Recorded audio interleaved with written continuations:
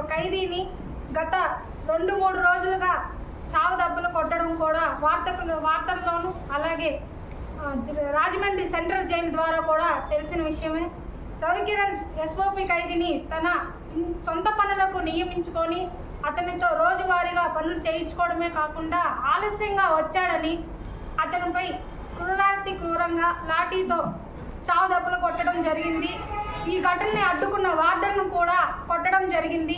కనీసం గాయపడిన ఖైదీకి హాస్పిటల్కి కూడా పోనివ్వకుండా అతన్ని చికిత్స నిమిత్తం బయటికి పోనివ్వకుండా కూడా అడ్డుకున్నాడు.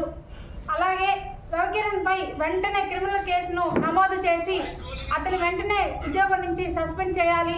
అలాగే ఆ ఖైదీకి గాయపడ్డ ఖైదీకి వెంటనే చికిత్స చేయించాలి. అలాగే ఐజీ సమక్షంలో ఈ ఘటనపై విచారణ జరిపించి గాయపడ్డ ఖైదీకి మరియు వార్డెన్కి న్యాయం జరిపించాలి. హోంశాఖ మంత్రి గారు ప్రత్యేక శ్రద్ధ తీసుకొని ఈ ఘటనపై విచారణ జరిపించి వాళ్ళకి కూడా న్యాయం చేయాలని కోరుకుంటున్నాము.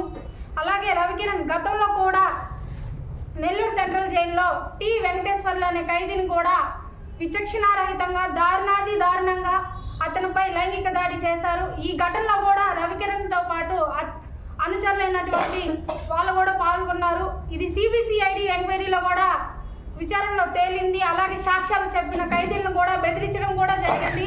వాళ్ళకి ఎప్పటికైనా రవికిరణ్ గారి అనుచరులతో ప్రాణహాని ఉందని కూడా హైకోర్టులో రిట్ వేయడం కూడా జరిగింది. ఈ కేసులన్నీ కూడా పెండింగ్లో ఉన్నాయి.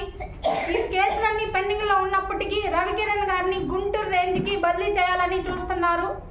ఈ చర్యను తప్పుడు చర్య కూడా భావించాల్సి వస్తుంది. ఇప్పటికీ నెల్లూరు సెంట్రల్ జైల్లో రవికిరణ్ గారి మనుషులు అలాగే ఖైదీలు కూడా ఇంకా ఉన్నారు. వాళ్ళకి ఎప్పటికైనా హాని కలుగుతుందని కూడా వాళ్ళు రిట్ వేయడం కూడా జరిగింది. అలాగే రవికిరణ్పై ఎటువంటి చర్యలు తీసుకోకుండా అతన్ని గుంటూరు రేంజ్కి బదిలీ చేస్తే మేము నిరాహార దీక్ష కూడా చేపడతామని తెలియజేస్తున్నాము. రవికిరణ్ని వెంటనే ఉద్యోగం నుంచి సస్పెండ్ చేయాలి. ఇకనైనా ప్రస్తుత సీఎం చంద్రబాబు గారు మరియు హోంశాఖ మంత్రి అనిత గారు రవికిరణ్పై వెంటనే క్రిమినల్ కేసు మరియు హత్యాయత్నం కేసును నమోదు చేసి అతన్ని కటకటాలకు పంపితేనే ఈ రాష్ట్ర ప్రజలు తమ పరిపాలనను మెచ్చుకొని ఈ వ్యవస్థలపై నమ్మకంతో జీవిస్తారని అభ్యర్థిస్తున్నాము. రవికిరణ్పై వెంటనే క్రిమినల్ కేసును నమోదు చేయాలి.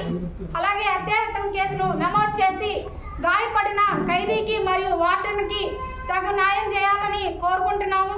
అలాగే రవికిరణ్పై ఎలాంటి చర్యలు తీసుకోకుండా రవికిరణ్ను గుంటూరు రేంజ్కి బదిలీ చేస్తే రాష్ట్ర వ్యాప్తంగా మేము నిరాహార దీక్ష చేపడతాము. అలాగే ఇంకా ఎన్నో నెల్లూరు సెంట్రల్ జైల్లో కూడా ఎన్నో ఘోరాలు జరుగుతున్నవి.